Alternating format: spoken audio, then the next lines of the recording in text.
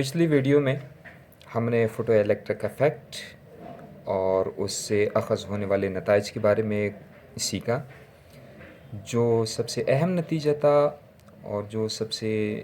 ज़बरदस्त एक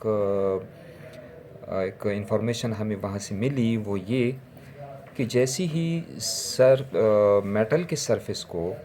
electromagnetic radiation ने हिट किया तो उसी इंस्टेंट पे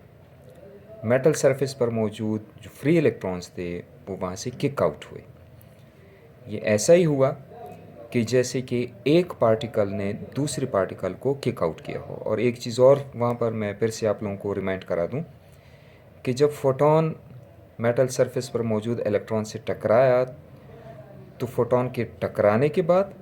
और मेटल सरफेस से निकलने से पहले इस दरमियान जो वक्फ़ा लगा वो कोई टाइम लगा ही नहीं, यानी उसी इंस्टेंट पे उसको किक आउट किया। इस एक्सपेरिमेंट ने ये साबित कर दिया कि जो इलेक्ट्रोमैग्नेटिक रेडिएशंस थी उन्होंने पार्टिकल की तरह का बिहेव किया, बर्ताव किया कि जिस तरह एक पार्टिकल आता है और दूसरे पार्टिकल को वो हिट करता है और उसको किक आउट करता है।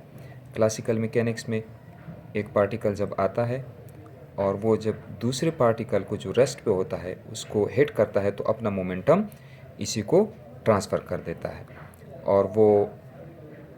अपनी जगह से या तो डिस्प्लेस होता है या उधर रुका रहता है, डिपेंड करता है कि वहाँ उस वक्त किस किस्म के हालात थे। लेकिन ये वाला पार्टिकल अगर इसको हम अभी उस इलेक्ट्रॉन ही को सपोज करें कि ये वो इलेक्ट्रॉन था और ये वाला पार्टिकल दरअसल हमारे पास फोटोन था, तो जैसे ही इसको हिट किया उसी इंस्टेंट पे ये मेटल सरफेस से किक आउट हो गया।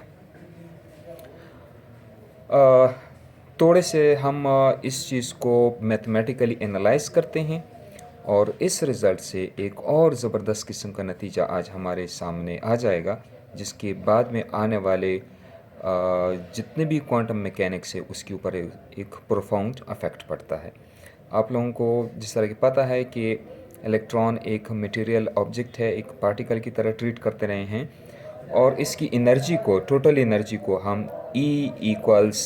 mc² के तौर पर लिख सकते हैं। दूसरी तरफ फोटोन जो कि अब तक एक वेव कंसिडर होता रहा है,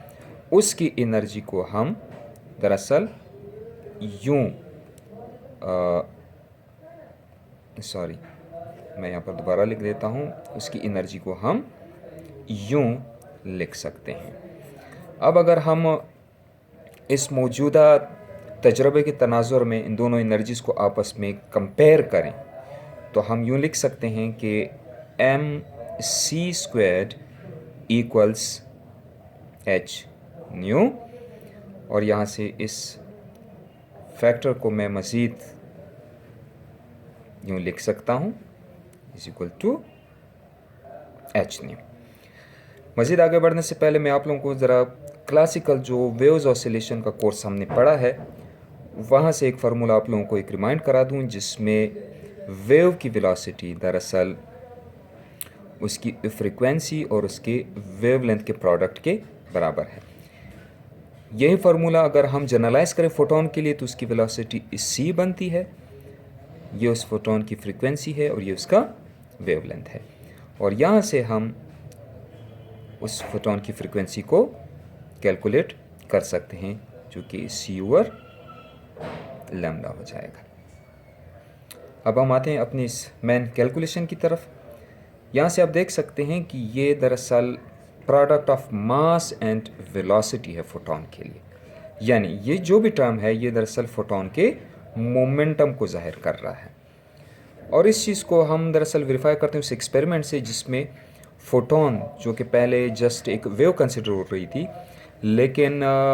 अभी उसने पार्टिकल की तरह बिहेव किया, यानी उसने अपना मोमेंटम इम्पार्ट किया इस इलेक्ट्रॉन को और इसको किक आउट किया। लिहाजा इस फोटोन का जो मोमेंटम है वो अब यूं है। तो इस एक्सप्रेशन को अब मैं यूं लिख सकता हूँ = h nu, और इस मौजूदा एक्सप्रेशन में न्यू की जगह पे मैं ये वाली इसकी जो कीमत है ये सब्स्टिट्यूट कर देता हूँ। यानी मैं यूँ लिख सकता हूँ कि Pc = H C over lambda. अब यहाँ से मैं अगर इसको इस फोटोन की मोमेंटम के लिए सॉल्व करूँ p के लिए, तो p is equal to H C over, ये सी इस तरफ आ जाएगा, सी लैम्डा। और यहाँ से मैं इसी कागज़ पे आप लोगों के लिए कर देता हूँ ताकि आसानी रहे। ये वाला सी इस वाली सी के साथ कैंसल आउट हो जाएगा और हमारे पास जो एक्सप्रेशन बाकी बचेगा वो दरअसल एच ओवर लैम्डा के बराबर आ रहा है। इस एक्सप्रेशन को क्वांटम मैकेनिक्स में डी ब्रॉय हाइपोथेसिस कहते हैं। बहुत ही इम्पोर्टेंट एक रिलेशन है D Broglie hypothesis.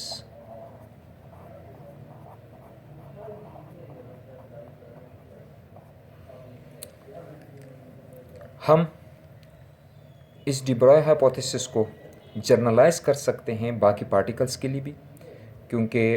Photo electric effect ने ये बात जाहिर कर दी कि फोटोन जस्ट एक वेव नहीं है बल्कि एक पार्टिकल भी है। और इस पार्टिकल ने इलेक्ट्रॉन, जो कि ऑलरेडी एक पार्टिकल कंसिडर हो रहा था, उसको किक आउट किया है। इसके मुताबिक अगर एक पार्टिकल है तो उसके साथ एक वेव एसोसिएटेड है, और अगर एक चीज़ वेव है तो वो दरअसल पार्टिकल नेचर को डेमोन्स्ट्रेट कर रहा है। हमारे पास इस कायनात में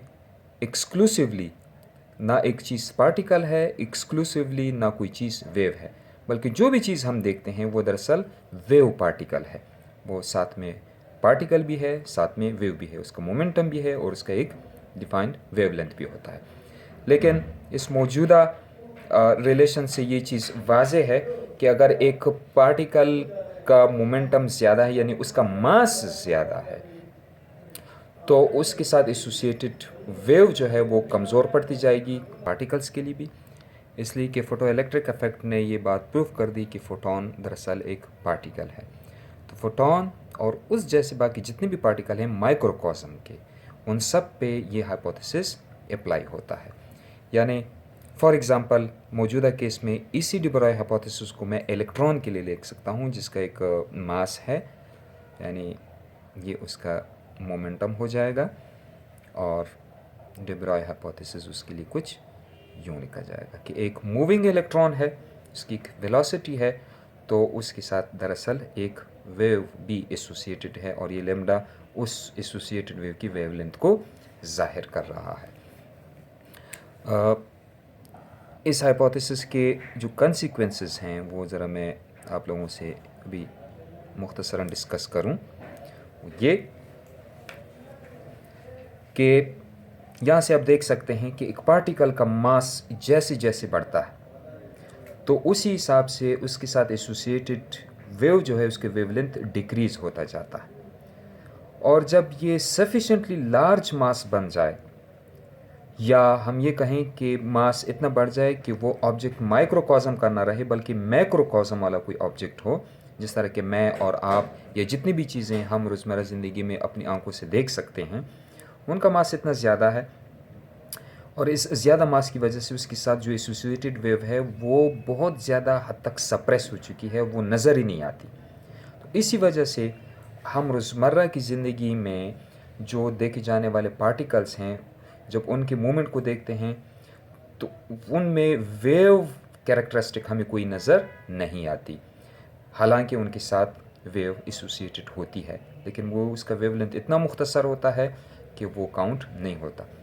आप अगर इस मास को कम करते जाएं तो आप देख सकते हैं कि दोनों में इन्वर्स रिलेशन एग्जिस्ट कर रहा है, यानी जैसे ही एक ऑब्जेक्ट माइक्रोकॉस्म के हदूद में आ जाता है, अंदर पार्टिकल छोटा से छोटा हो जाए, तो तब उसमें वेव नेचर प्रोमिनेंट हो जाता है, वाज़े हो जाता है। लिहाजा माइक्रोकॉस्म में हम जितने भी पार्टिकल्स को ऑब्ज़र्व करेंगे तो उनके साथ एक ऑब्ज़र्वेबल वेव भी लाजमी पाई जाएगी, और उनकी वेवलेंथ इतनी होगी कि वो बाकायदा मेजर की जा सकती है।